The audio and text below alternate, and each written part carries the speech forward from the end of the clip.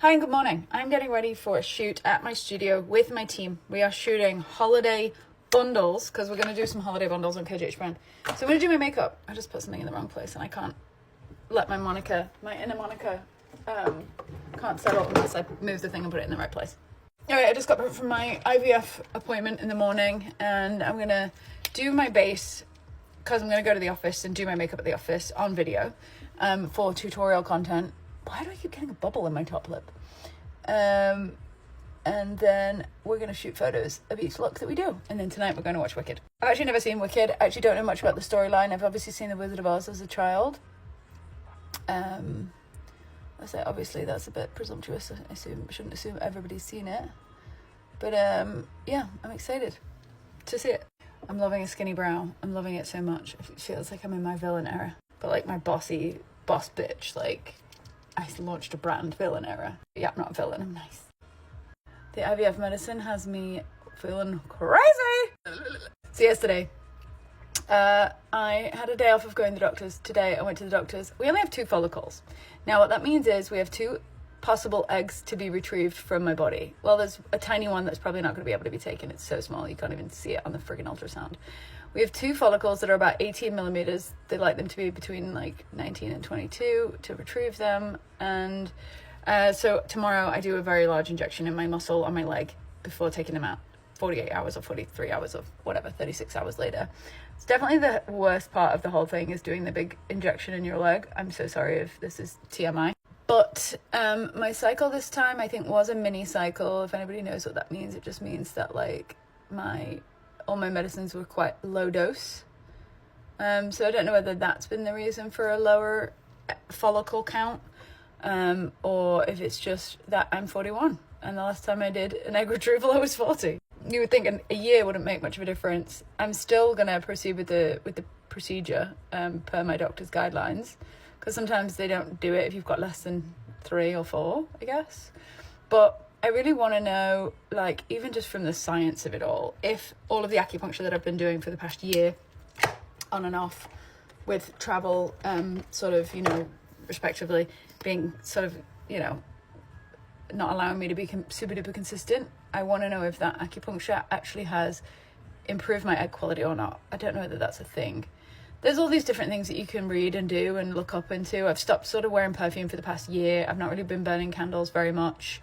As they say, fragrance is a bit of an endocrine disruptor. I'm sure many makeup products are, but we can all only do what we can do. And so I think with anything in life, you know, you have to do what's sustainable. I'm not doing any SPF because I'm just going to the office. I'm going to be inside all day, but I'm going to do a little Omega water cream. I love this water cream from the Inkey List. Water cream. I love this water cream from the Inkey List because it's quite light and gentle and it doesn't give me too much grease. And so I like that underneath makeup because it doesn't make anything slip and slide around. And so if I am going out and about on my day, I will just wear SPF. Otherwise, I'll just do a little bit of lotion. Now, I've got a lip treatment that I'm sort of sampling that's from a Japanese lab that I'm obsessed with. And it's not tinted, it's sort of clear, peachy, pinky colour. But it's kind of like priming lip treatment, a bit of a matte prep and prime old school vibe, but a little bit shinier. As you can see, it's left a little bit of a sheen. So we're working on developing something like that at KGH brand. For complexion, I'm going to just grab a concealer and I'm going to go sort of full coverage and pop it just where I want it. So I'm just going to go here a little bit there, a little bit here.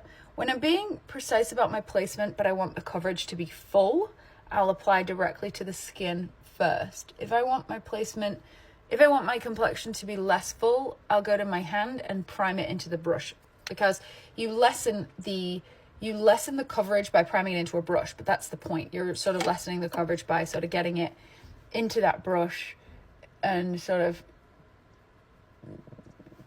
you know, it's not going on the surface of the face. Anytime you deposit something directly to the face, you're going to get more coverage out of that product, more power, more sort of pop out of that product. This is a brush that I'm sampling for KGH brand. When I say sampling or lab sample, what that means is it's something that I have requested from a lab based on some design details. Like I'll say, oh, I want to try this type of brush, or I want to try this type of product, or I want to try this type of eyeshadow. They will develop it for me. with the mindset of develop it for me with the colors and with the sort of, you know, all of the things that I want it to have, and then we sample it and we tweak it a couple times, and then if we like it, we put in a PO, which is a purchase order. And then depending on the lab, or depending on sort of the depending on the timeline of said product or lab, will depend on how long it takes to arrive. Cosmetics is normally a lot longer than tools or merch, because they just have to go through a lot more testing and sampling phases. It's a little bit more of a thing, but the lead time on things like brushes is something like 42 days. So it's actually really cool and speedy. Like if I ever wanted to develop a brush, if the lab who makes it, the manufacturer that makes it, gets the sort of idea down pretty quickly, the lead time and the drop time is actually very quick. And so that makes it nice if you know, if I was ever to launch a product and I was like, actually this would be really well supplemented by a brush, I could do a brush with that particular thing. So I really like my skin to look like this. I like it to look quite full coverage in areas and then sheer in other areas. Like this is my dream coverage on any day. If I could sort of like have a blueprint for my type of coverage, it would be leaving my freckles, a little bit of my color on my cheeks bare and visible, and just concealing well around certain areas. I'm sure you want to know the concealer that I just used. I'm sorry I didn't say. Vital Skincare Concealer from Westman Atelier, and the shade is Atelier L4. I kind of love this concealer. It's very full coverage, which for a makeup artist like Gucci, I think I'm not shocked by, because I think every makeup artist needs a full coverage concealer in their makeup bag or in their kit. But she's like so much about skin. And I do think this is like, actually, you know what? As I'm speaking, I realize things. This is very much giving a full coverage Glossier Stretch Concealer, which is actually a huge claim, because Stretch Concealer, in my opinion, is one of the best concealers. However, it did change a couple of years ago. The formula got tweaked a little bit, and I still think it's very nice, but I don't reach for it anymore as much as I used to, because I found something, I don't know what happened with it, in the sense of I don't know what the change even was. I couldn't put my finger on it, but I just remember just feeling like, I don't know whether I love this anymore. Also, I think we evolve out of different finishes. Like when I was 15, I used to wear double wear from Estee Lauder. I don't really wear double wear from Estee Lauder anymore. I would wear something now just like a fuller coverage concealer where I want it, you know? This is a little bit of Vive Aphrodite lip liner. And I'm going to do actually I can't do any blush because I've got to go to the studio and film. But what I will do is a tiny bit of mascara, because I am going to the studio to film lip and cheek looks effectively. And so I can be wearing my mascara, because that isn't going to change. The only thing that's going to change all day is my lip and cheek placement and color story, because we're doing cute little sets that are sort of selected by me as color stories that sort of work together from a KGH brand color story perspective.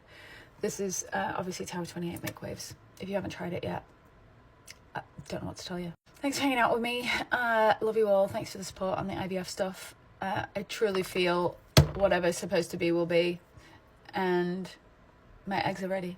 And not my eggs. I mean, I don't know whether my eggs are ready until we do PGT testing on them. PGT. Is that a golf thing? PGA. PGT. PGA is golf. PGT is embryo testing. I meant my eggs in my thermomix.